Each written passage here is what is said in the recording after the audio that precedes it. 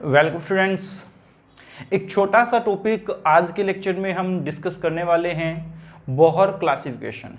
आप लोग जानते हैं कि जो मॉडर्न पीरियोडिक टेबल थी उसे मोजले ने हमें बताई थी। ठीक है, मोजले ने कॉन्सेप्ट दिया था कि आप एटम्स को एटॉमिक नंबर के अकॉर्डिंग अरेंज कीजिए। ठीक है, एंड साइड में आपके बोहर ने भी इसे क्लासिफाइड किया था, पूरी पीरियोडिक टेबल को बोहर ने भी क्लासिफाइड किया था।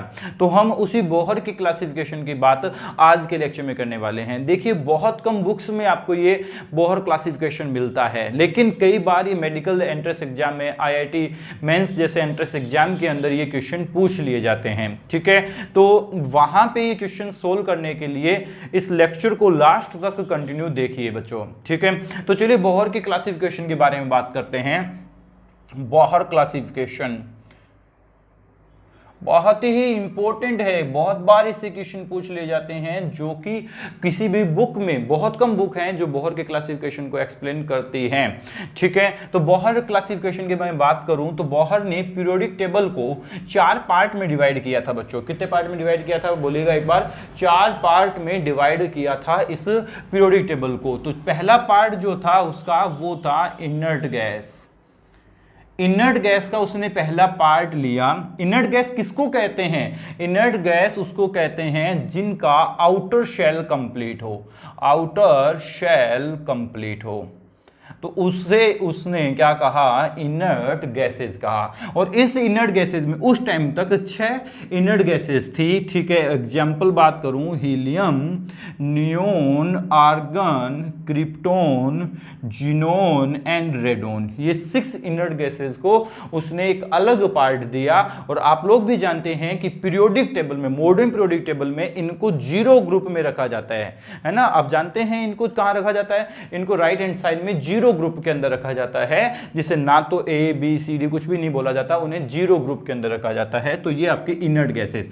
यहां पे हमें क्या चाहिए? आउटर शेल कंप्लीट चाहिए बच्चों। ठीक है, जिनका भी आउटर शेल कंप्लीट होगा वो क्या होंगे? इनर्ट गैसेज होंगे। नेक्स्ट सेकंड टाइप का क्लासिफिकेशन जो था वो था आपका रिप्रेजेंटेटिव एलिमेंट्स। रिप्रेजेंटेटिव एलिमेंट्स, इस रिप्रेजेंटेटिव एलिमेंट्स में यह बोला गया कि आउटर शेल इनकम्प्लीट होना चाहिए। आउटर शेल इनकम्प्लीट हो बच्चों। जिनका आउटर शेल इनकम्प्लीट है, मतलब 1 से 7 इलेक्ट्रॉन जिनके आउटर शेल में हैं, वो क्या है? आपके रिप्रेजेंटेटिव एलिमेंट हैं। ठीक है, रिप्रेजेंटेटिव एलिमेंट हैं बच्चों। तो रिप्रेजेंटेटिव एलिमेंट में उसने रखा किसको? एस ब्लॉक में रखा, एस ब्लॉक एलिमेंट्स को यहां पे रखा, एंड पी ब्लॉक एलिमेंट को यहां पे रखा। अब आप लोग जानते हैं कि एस ब्लॉक में टोटल जो एलिमेंट हैं वो 14 होते हैं, पी ब्लॉक में टोटल एलिमेंट जो है वो 30 होते हैं। टोटल हो गए 14 + 30 44, एंड 44 में से 6 क्या रही? आपकी इनर्ट गैसेस, उन्हें अलग निकाल लिया गया। तो पी ब्लॉक में से एक्सेप्ट किसको इंक्लूड नहीं किया? पी ब्लॉक में इनर्ट गैसेस को इंक्लूड नहीं किया पी ब्लॉक में। दैट मींस टोटल एलिमेंट जो रिप्रेजेंटेटिव होते हैं अपने पास, टोटल एलिमेंट वो होते हैं कितने? 38 एलिमेंट होते हैं। टोटल 44 होते हैं S block and P block में से, लेकिन 6 इनर्ट गैसेज यहां इंक्लूड नहीं की गई है। तो टोटल हुए 38 एलिमेंट्स। ठीक है स्टूडेंट्स, तो 38 एलिमेंट्स को हमने क्या कहा? रिप्रेजेंटेटिव एलिमेंट्स कहा। देन नेक्स्ट क्लासिफिकेशन जो आता है वो आता है transition element. Students, transition element, तो ट्रांजिशन एलिमेंट वो होते हैं जिनका outer shell, outer and outer से इनर सेल को बोलते हैं पेनल्टीमेंट सेल। पेनल्टीमेंट सेल, तो penultimate shell both are incomplete, both are incomplete. तो जिनका आउटर शेल, मतलब मैं बोल दूं n एंड n-1 शेल, दोनों ही क्या हों? इनकम्प्लीट हों, उन्हें हम कहते हैं पेनल्टी, उन्हें हम कहते हैं ट्रांजिशन एलिमेंट। ठीक है स्टूडेंट्स, तो वो ट्रांजिशन एलिमेंट। और ट्रांजिशन एलिमेंट में अच्छा एक बात और यहां पे ध्यान रखनी होती है कि इन देयर ग्राउंड स्टेट और एनी एक्साइटेड स्टेट।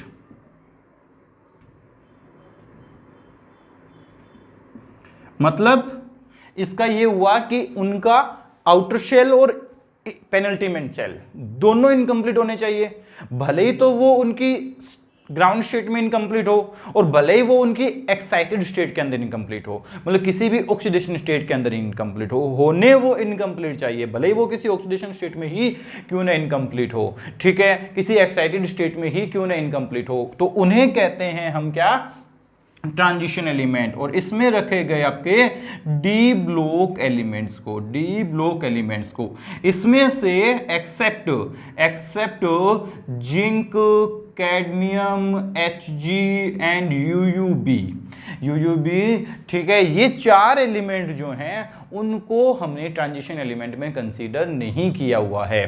तो टोटल नंबर ऑफ एलिमेंट कितने हो गए यहाँ पे, 36 एलिमेंट हो गए, ठीक है, टोटल 36 एलिमेंट जो है वो ट्रांजिशन एलिमेंट के अंदर कंसीडर किए हुए हैं। अब बात करें लास्ट, तो इसका बात होती है inner transition element, inner transition element, next and last inner transition element. अब यहां पे आता है, एक तो आउटर शेल इनकम्प्लीट होना चाहिए बच्चों, आउटर के साथ साथ पेनल्टीमेंट सेल इनकम्प्लीट होना चाहिए,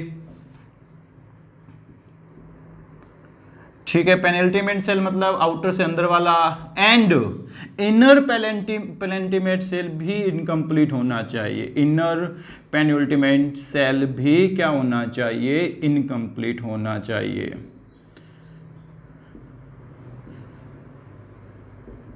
जैसे बता दूं आपको, n-1 एंड n-2 ये तीनों शेल क्या होने चाहिए, इनकम्प्लीट होने चाहिए, तभी वो क्या होगा आपका, वो इनर ट्रांजिशन एलिमेंट होगा। और इसमें सारे के सारे एफ ब्लॉक एलिमेंट रखे गए, यहाँ पे कोई एक्सेप्शनल केस नहीं है। तो टोटल 28 एलिमेंट कहां रखे गए, इनर ट्रांजिशन एलिमेंट्स में रखे गए, ठीक है बच्चों। अगर आपने गौर किया वो आज तक, तो कुछ एक आपको पीरियोडिक टेबल में जो ग्रुप हैं वो कुछ ए में डिवाइडेड हैं, कुछ बी में डिवाइडेड हैं, ऐसा होता है। जैसे फर्स्ट ए, फिर आता है सेकंड ए, फिर आता है third B, fourth B, fifth B, sixth B, ऐसे कुछ आते हैं, आप लोगों को याद होगा।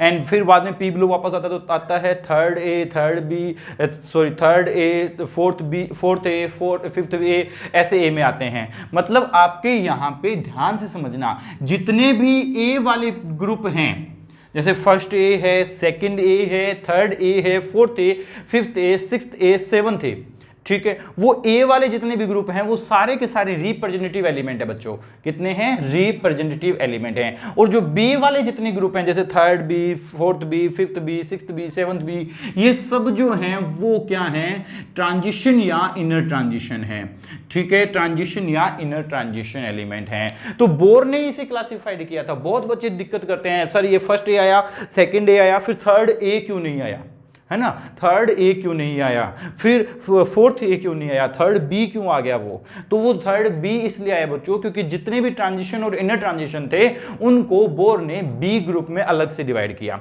मतलब बोर ने, अगर मैं बात करूं ध्यान से समझना, अपनी पीरियोडिक टेबल जो बोर ने पीरियोडिक टेबल दी थी उससे बोर ने क्या किया, तो बोर ने क्या किया, जितने भी ग्रुप थे उन्हें 1 से 7 तक के जो ग्रुप थे उन्हें डिवाइड किया उसने ए एंड बी के अंदर। मतलब first A, first B, second A, second B, third A, third B, तो टोटल कितने हो गए, 14 ग्रुप यहां पे हो गए, ठीक है स्टूडेंट्स। एंड देन एट्थ जो ग्रुप था उसके अंदर उसने 3 ग्रुप को इंक्लूड कर लिया।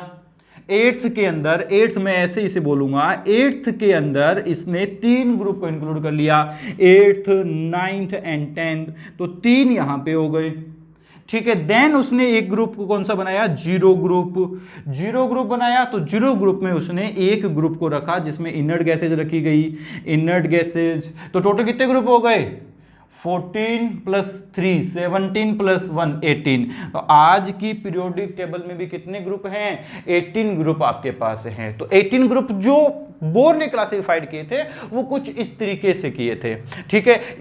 इन्हें अलग क्यों रखा उसने, ए या बी क्यों नहीं दिया? एट्थ ना तो ए होता है ना बी होता है, डायरेक्ट एट्थ होता है। क्यों? क्योंकि यह हाँ होता है हाइड्राइड गैप बच्चों।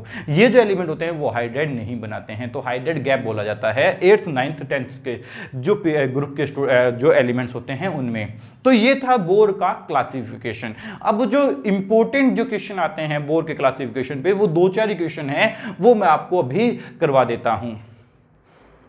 क्वेश्चन करने से पहले मैं आपको एक और छोटी सी बात बता देता हूं कि Zn, Cd, cadmium, Hg mercury and UUB, इनको नॉन टिपिकल ट्रांजिशन एलिमेंट कहते हैं बच्चों।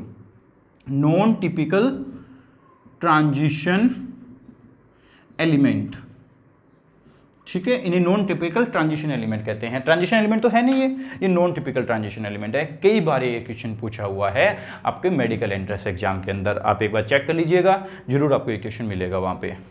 स्टूडेंट ये 2 क्वेश्चन है आप लोगों के लिए, ठीक है। एक बार इस वीडियो को पॉज करके और फिर इन क्वेश्चंस के आंसर्स बनाइए बच्चों, ठीक है। एंड देन कमेंट बॉक्स में कमेंट कीजिए कि आपके आंसर्स क्या हैं। उसके बाद मैं आपको ये क्वेश्चन जो है वो डिस्कस करता हूं, ठीक है। मैच कर लीजिएगा अपने क्वेश्चन के आंसर्स को कि आपका जो सही है या नहीं है। देखो मैं हर बार यही करता हूं बच्चों कि हर बार मैं हर एक वीडियो में कुछ क्वेश्चन रखता हूं ताकि आज जो पढ़ा है वो समझ में भी आया है या नहीं है, तो उसका अपने हाथों हाथ क्या हो जाए, उसका अपनी चेकिंग हो जाए कि जितना आज पढ़ लिया वो समझ में आया है या नहीं आया है। तो एक बार वीडियो को पॉज करके इन दोनों क्वेश्चन के आंसर बनाइए बच्चों।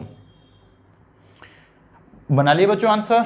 तो चलते हैं इसके बाद इन क्वेश्चंस को डिस्कस करते हैं, ठीक है। जो बोला हुआ है which of following set represent representative element. Representative element मतलब एस और पी ब्लॉक के एलिमेंट को रिप्रेजेंटेटिव एलिमेंट कहते हैं, ठीक है। एंड इनर्ट गैसेस को नहीं इंक्लूड करते हैं इसके अंदर, ये बात जानते हैं आप लोग, ठीक है। तो फिर यहां बात करते हैं, चलिए।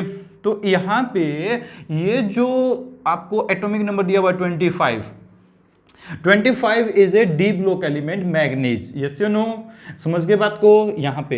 एंड देन ये जो 54 दिया हुआ है वो इनर्ट गैस का है, ये ट्रांजिशन एलिमेंट का है, ये इनर्ट गैसेस का है। एंड यहां पे 65 आज के लेक्चर में बताया हुआ है मेरा कि ये जो 65 जो है वो किसको रिप्रेजेंट करते हैं? टर्बियम को। टर्बियम होता है इनर्ट ट्रांजिशन एलिमेंट। तो बिना सोचे समझे फोर्थ आंसर लगा दो बच्चों। अब चेक मत करो फोर्थ आंसर सही है या नहीं है, 3 ऑप्शन को चेक कर लिया बहुत है बच्चों। देखो नीट या फिर IIT जैसे एग्जाम के अंदर आपको टाइम बचाना होता है। आप हर चीज को चेक नहीं करेंगे कि 3 है या नहीं है, 13 है या नहीं है, 25 है या नहीं है, 35 है या नहीं है। एक बार पता चल गया 25 नहीं है तो 35 को मत चेक करो, फिर वो ऑप्शन आपका रॉन्ग हो गया, ठीक है। तो ऐसे ही क्वेश्चन बनाइए बच्चों जिससे आपका टाइम कम कंज्यूम हो पेपर के अंदर, क्योंकि टाइम ही लिमिट होती है, टाइम ही वो फैक्टर होता है जो आपके सिलेक्शन को और आपके डी सिलेक्शन को इफेक्ट करता है, ठीक है। तो चलिए, which of following electronic configuration represent representative elements. फिर से आपको ये बोला हुआ है कौन सा ऐसा एलिमेंट है, कौन सा ऐसा इलेक्ट्रॉन कॉन्फ़िगरेशन है जो रिप्रेजेंटेटिव एलिमेंट्स को रिप्रेजेंट करता है। यहां पे अगर आप चेक करेंगे तो 2 कॉन्फ़िगरेशन ऐसे दे रखे हैं जो रिप्रेजेंट करते हैं इनर्ट गैसेस को, yes you know.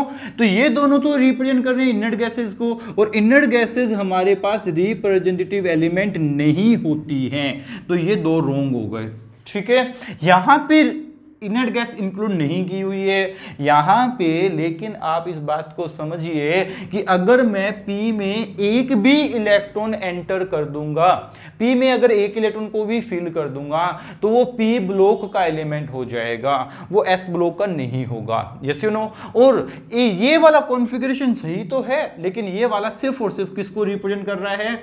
P block को रिप्रेजेंट कर रहा है, ना कि वो किसको रिप्रेजेंट कर रहा है? S ब्लॉक को।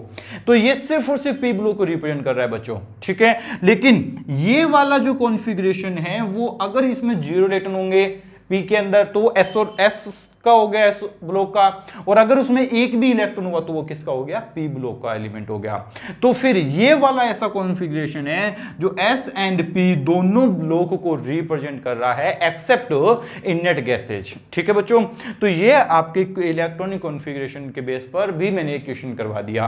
तो ये दो ऐसे क्वेश्चन हैं जो मोस्टली आपसे एग्जाम के अंदर पूछे जाते हैं। इस तरीके का कोई भी क्वेश्चन दे सकता है आपसे, और ये तो डिट्टो आएगा तो यही आएगा, ठीक है, यही वैल्यू आएगी और यही आपके आंसर लगा के आना है। ठीक है बच्चों, अगर ये वीडियो आपको वाकई में हेल्पफुल लगा हो और अकॉर्डिंग टू आपकी प्रिपरेशन हो तो फिर इस वीडियो को लाइक एंड शेयर जरूर करना, ताकि आपके साथ साथ आपके फ्रेंड्स को भी इस वीडियो का बेनिफिट मिल सके। ठीक है स्टूडेंट्स, थैंक यू।